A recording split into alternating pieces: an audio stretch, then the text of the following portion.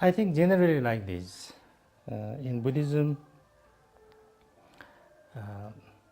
the main purpose for everything, for anything we do, is to be free of suffering and pain and problems, and to have happiness, if you want to say. You know? So therefore, everything we do, including the inner search, is also for that. Now the reason why inner search is because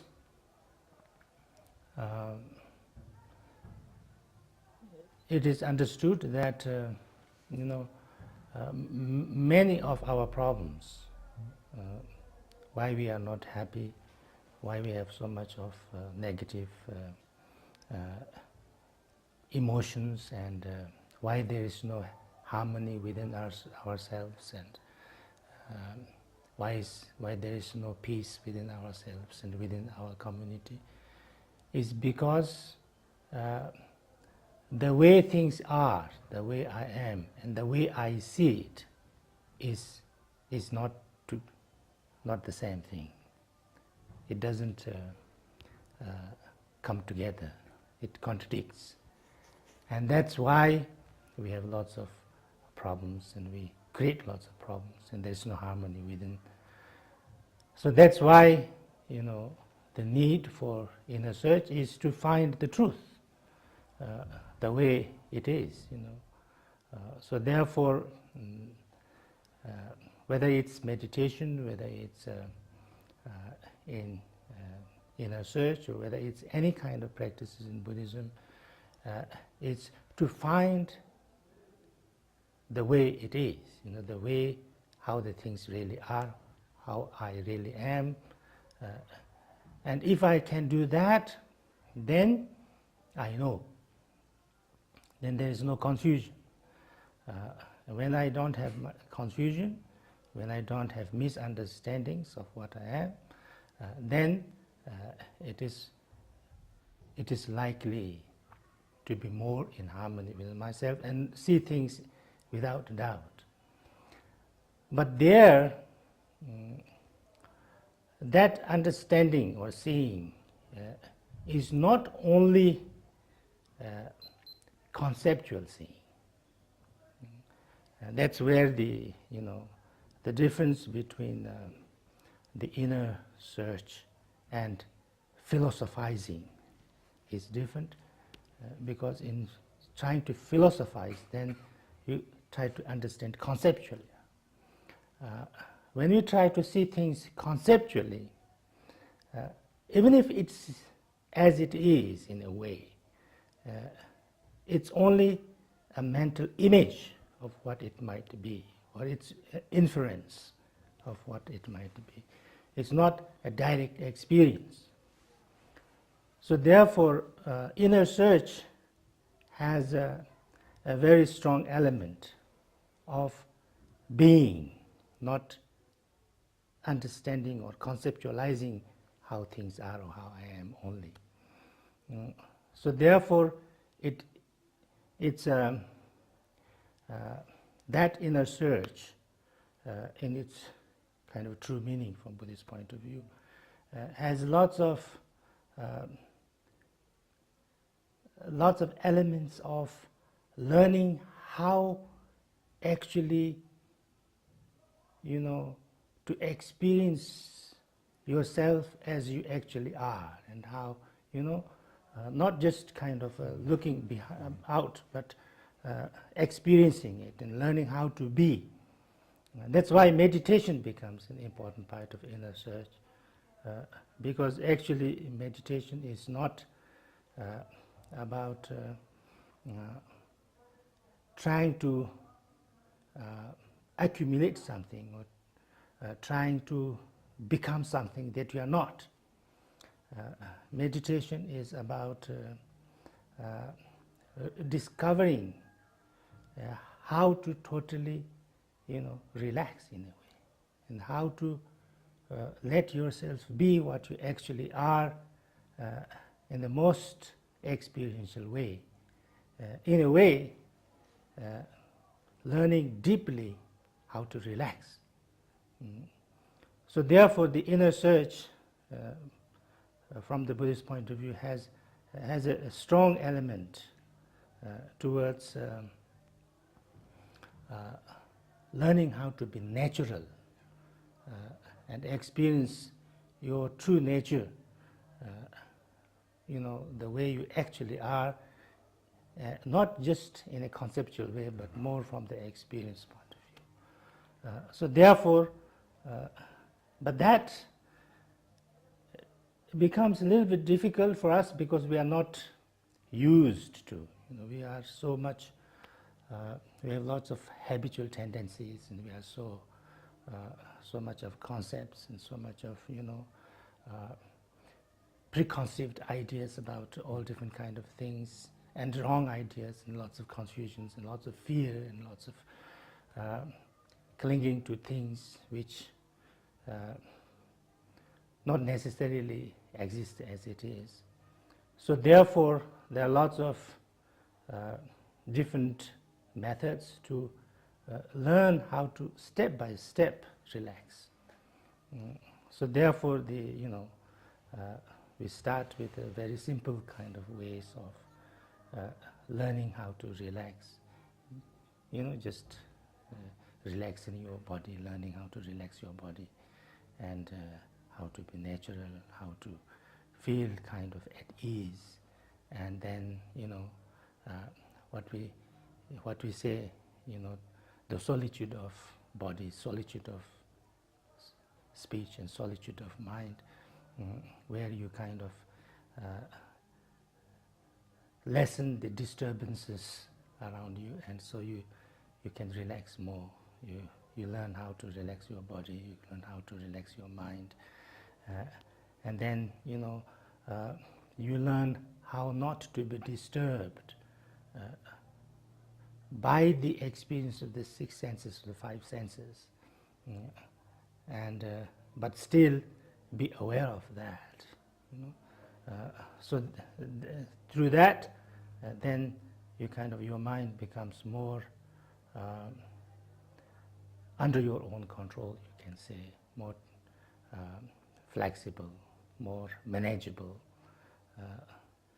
and through that, then you become more, you can say, mindful, more aware, and then the more aware you become, the more you know what you actually are in an experiential way, and that's how you become aware, and how you can be harmonious within yourself and then also with others. Because if you deeply understand what you are, then it is said that you don't have to be afraid of anything else.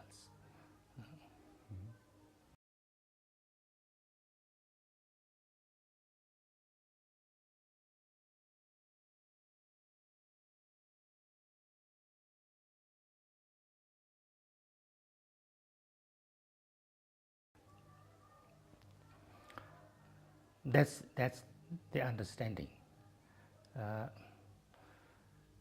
It's not about there is something there which is perfect, but if you really deeply understand what we are, then there's no need to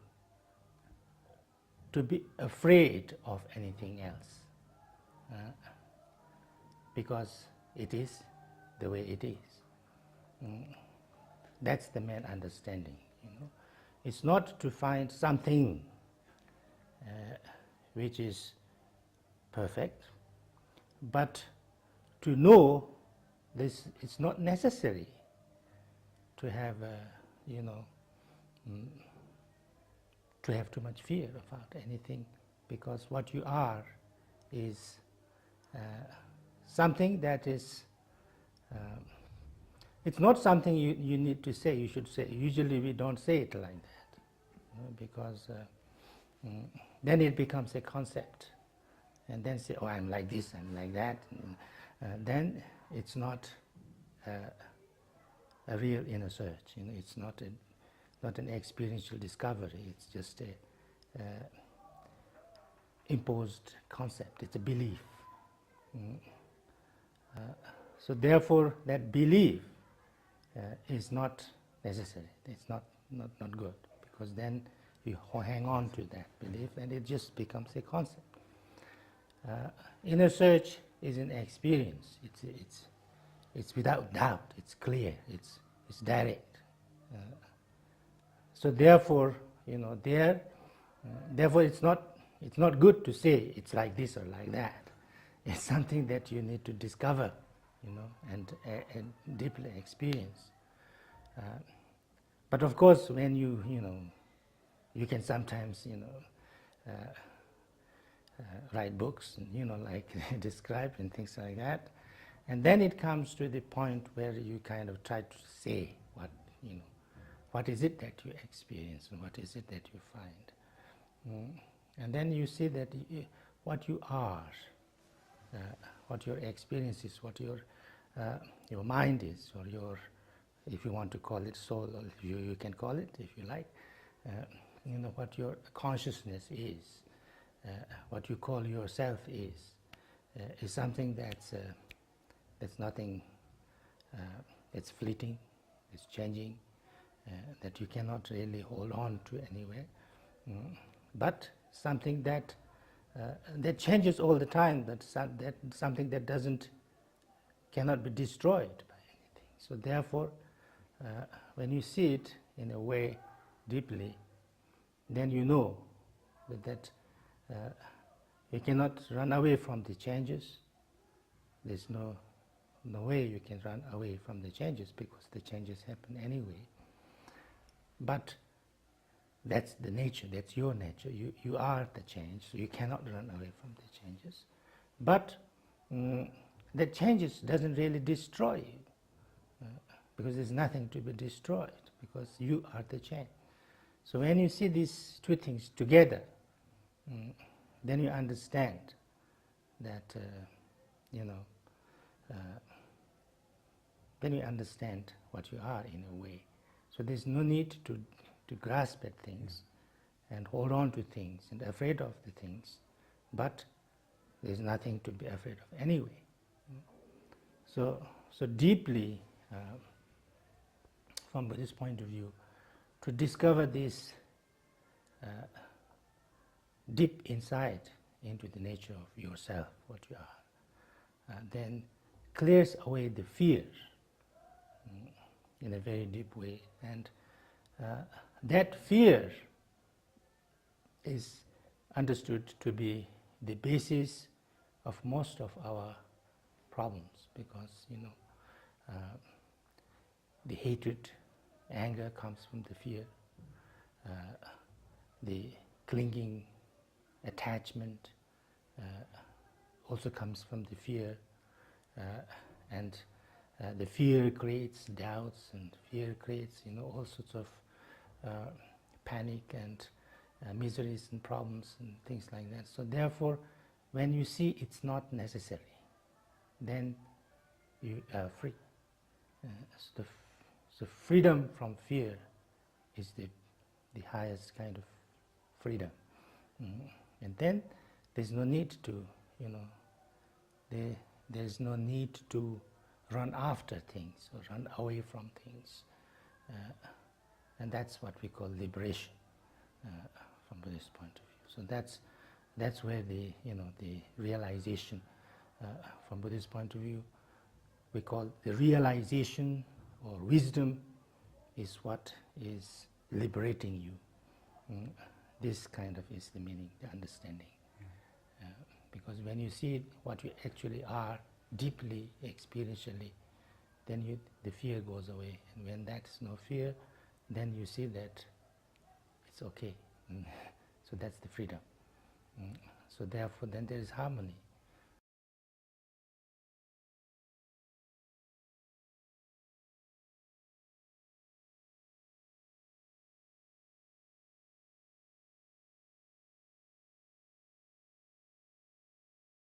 Yeah, because when there is no fear, and you don't need to feel that, then there's nothing but peace and compassion, because and joy, because this I think we can even see, experience ourselves at our stage also, because the more peaceful we become, the more kind of our mind becomes undisturbed and peaceful, the more we become kinder. Even in a day, when your mind is in peace, you become a little bit more kinder. And the more kinder we become, the more in harmony we become with everything else. And then the more like that, in a way, we become more creative also. So that's why it is said that when your mind becomes very clear about things, then there's no need of any disturbance, no negative emotions necessary, no fear, and therefore no hatred and no attachment. So therefore, then only thing that can happen, that is because then you need not kind of defend yourself. You need not, there is nothing to, you have accomplished. You feel that there's nothing to be, that you no need to run after something. So therefore, only thing you need to do or you can do is be concerned about the others who, because they don't understand this, so they have these problems. So you can see this very clearly, that even if they don't need to suffer the way you used to suffer yourself, and then when you see that, then naturally you become very compassionate, because you are very concerned and you know that this is something can be changed. So therefore the compassion is said to be a natural product of wisdom. So therefore, from Buddhist point of view, we say that compassion and wisdom are kind of supporting each other, like the two sides of the same coin, or the two wings of the bird. Because the more you have wisdom, the more the compassion comes naturally, because when there is nothing you need to kind of fight against or run after, then there's no need to do anything. Naturally you are concerned about others. So the compassion comes naturally. And also it is said that the more you have compassion, the more you have wisdom, because compassion is regarded as the strongest of all, what can you say, purifications. Because compassion has the natural, what can you say, the qualities of the wisdom. Because when you have compassion, you become open.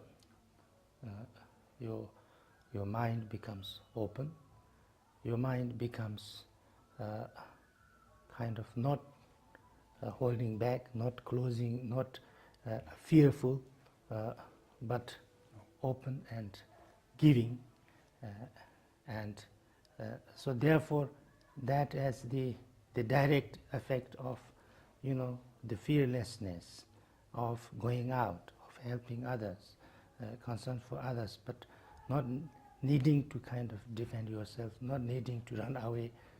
So therefore, that has the direct kind of experience, in a way, of the wisdom. So therefore, the more compassion, the more wisdom is likely, because wisdom is not an intellectual wisdom, it's an experiential wisdom. So therefore, the compassion and the wisdom is said to be it's not two different things actually, but one experience. So that's why this compassion and wisdom becomes the core of all the inner search understandings from Buddhist point of view.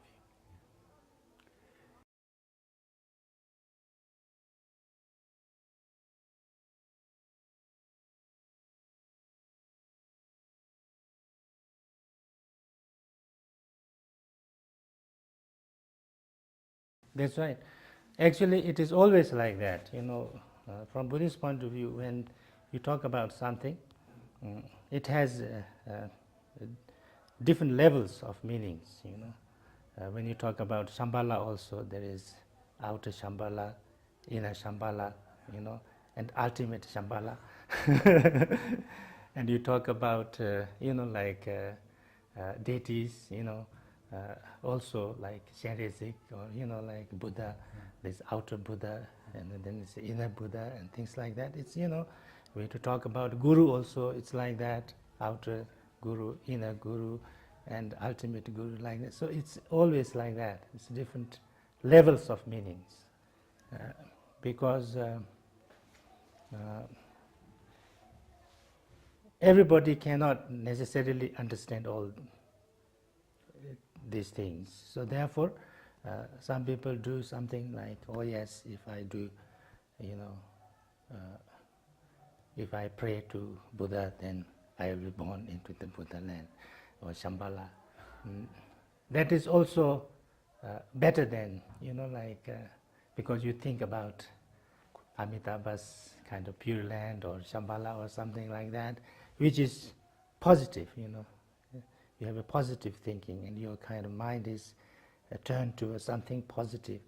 So it's much better than, thinking otherwise. So that's kind of said to be step by step leading to. But always it's like that. The real meaning is more inner search.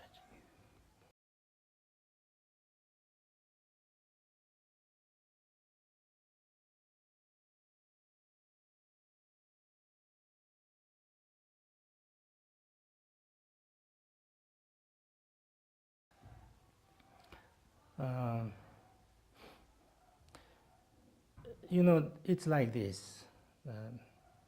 It's a progression in a way. It's a learning process. In Buddhism, everything is like a training. It's all about training yourself, learning. So it's not like, this is the way. There's no necessarily only one thing that you do, and then, this. So therefore, everything, depending on what you are and where you are, we say always that you cannot do something just like, or you have to first do this, or you have to do from that you can't do that. You have to work from where you are. If your mind is totally disturbed, then you have to have less disturbance. If your mind is very negative, then you try to make it a little bit more positive. Or you are doing things which is very harmful to others and harmful to yourself. You should at least start to start to abandon doing those things or lessen those things. You have to start where you are. That's the main understanding from Buddhist point of view. So therefore, we talk about view, meditation, action, like eightfold path. So eightfold path is where you start and how you start, because it's try to see things clearly. Understanding is the most important thing. So that they say the right understanding, trying to see things clearly, try to understand things little by little. That's very important, because sometimes your attitude becomes the most important thing, because if you have a totally wrong attitude, wrong view, then it's very difficult. So but at the same time, then because the practice is something that is not only in theory, but it is practical. So the way you live your life, the way you carry yourself, the way you speak, the way you think, also is very important. So therefore they say, first try to reduce doing negative things or harmful things to others or harmful things to yourself with your body, speech, mind. That's the first thing. Then try to do positive things, do more good things that's for you and for others with your body, speech and mind. That becomes the second thing. And then train your mind. That means like, sometimes they start with just, learning how to breathe properly, breathe out and breathe in and count that. So you just, learn that your mind is a little bit, under your control, because you can count your breathing up to like 21. Until then, you are here, So, so therefore, they say sometimes like, bring your body on your seat, and bring your mind into your body, and bring at ease into your mind. So that's the process, kind of slowly, and then through that, a little bit of meditation, understanding, contemplation, seeing what's what and things like that. Then more compassion. Compassion is regarded very important. Understanding other people, understanding yourself, understanding samsara is also important, because sometimes we have too much expectations from others, because, just like that, we all have expectations. And then if we see that everybody is like myself, who has problems and we have weaknesses, and then it becomes easier to live with, we become easier to live with because we don't expect too much. So therefore, I think the process of starting is overall, not just one thing. And then, of course, there is also, lots of Buddhism has lots of studies. So you try to understand, you try to study, you try to see the views and experiences of other beings, the teachers, great masters, and try to understand that, not just believing them, but study them and reflecting on them and things like that. So it's we talk about listening, studying, it's reflection, and meditation. It's three things.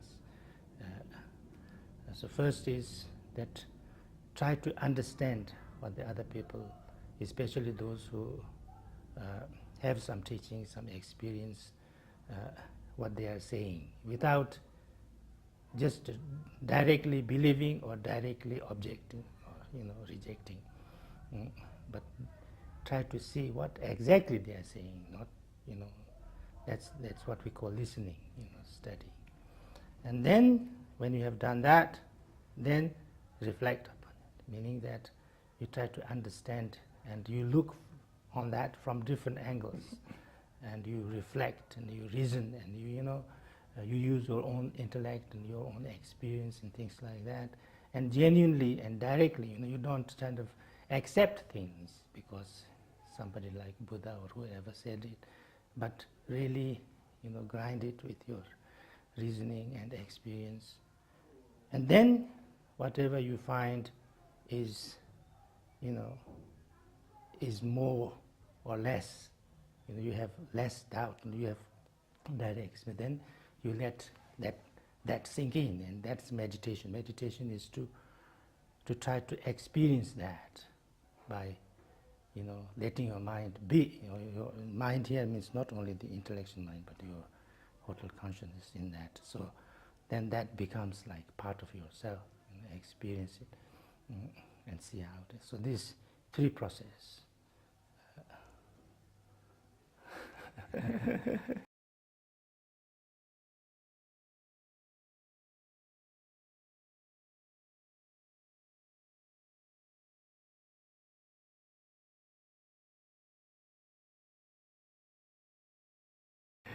I think it's like this, when you say that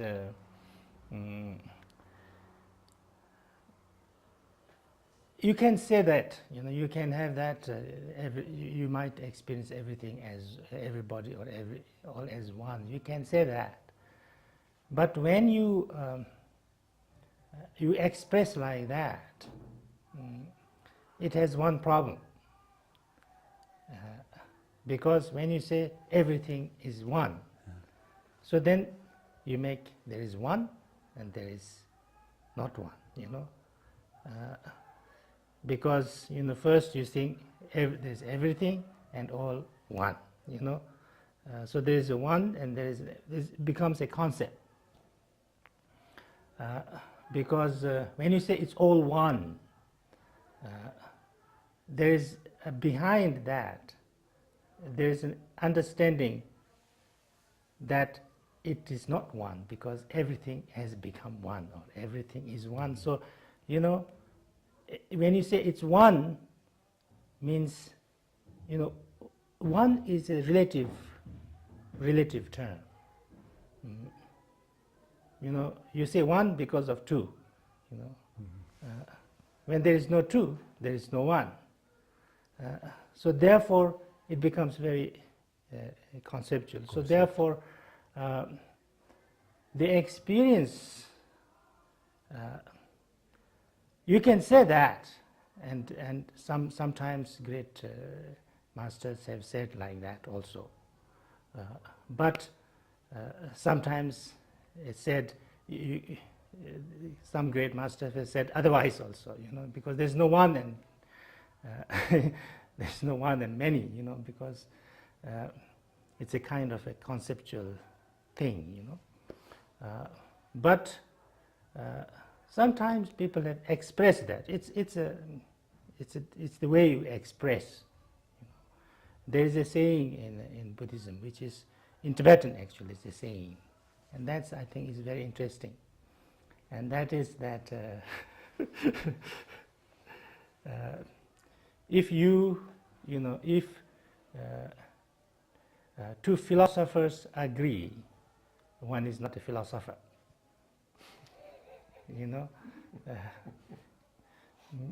But if two saints do not agree, one is not a saint. Saint means like one who has got realization. So therefore, philosopher. When you explain something, then but then one can be a saint and a philosopher also in a way, because the philosopher's thing is to explain or to verbalize the experience of a saint in a way, of a realized being. So therefore, that experience, if experienced by 100 people, cannot be same, different. It has to be same, because otherwise it's not the truth. So therefore, it can be experienced the same way. It has to be the same way. But when you explain it, then you can explain it, many different ways, because you cannot really put into words the experience, so therefore, all the different philosophies and different spiritual traditions and different has become different because of this. The way they experience, not experience, but the way they explain. And from Buddhist point of view, all the debates of the great masters have also been on that, how to present things. One person, a great realized being, said, this is like this. And then others said, no, you cannot say like that, because if you say like that, then it could be misunderstood like this, like this, like this. And then somebody else says, no, if you say like this, it could be misunderstood more. So it's better that it's said like that. So that's how, so this is a little bit like that.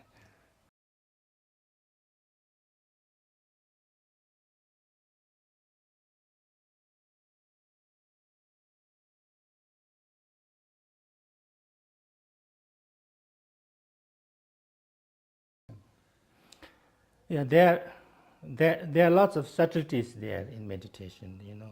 You need to observe, otherwise you don't become aware. You become, just like this. But then, if you observe too much, then there becomes like observer and observed. Two things. So therefore, then you start to look at the observer.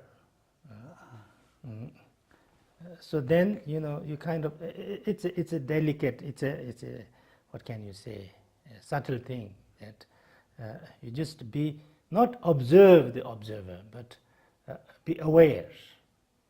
That's why we use the word awareness a lot, because when you use the word awareness, it doesn't become an observer, like I looking at something, but just aware. When you are aware, then you don't need to be looking at it, the two things. So then you realize, in a way, slowly, this is not what you have to say right from the beginning, because then it doesn't work. But, you see that all this experience is in awareness. So therefore, because everything you experience is whose experience? Your experience. If you don't experience, you don't experience anything. So there's all these things.